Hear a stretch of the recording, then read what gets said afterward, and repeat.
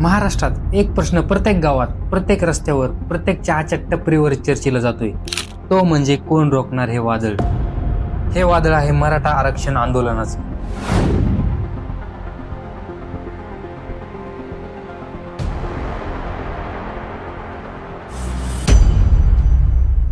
मनोज जरांगे पाटील यांच्या नेतृत्वाखाली लाखो मराठा समाज रस्त्यावर उतरला आहे. उपोषण, मोर्चे, आंदोलन यामध्ये फक्त एकच मागणी आहे, ते म्हणजे शिक्षणात आणि नोकरीत हक्काचं स्थान.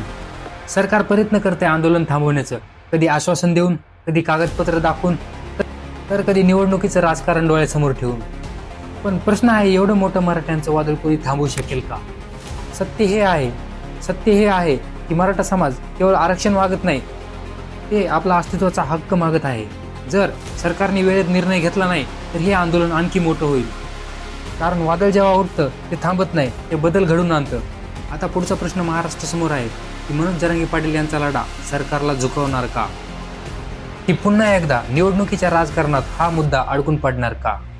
उत्तर अजून कोणाकडेच नाही, पण एवढं ठरलंय, कोण रोखणार हे वादळ? याचं उत्तर महाराष्ट्र येत्या काही महिन्यात ठरवणार आहे. काय वाटते तुम्हाला, यावेळेस मुंबईत किती मराठी असणार? कमेंट करून नक्की सांगा.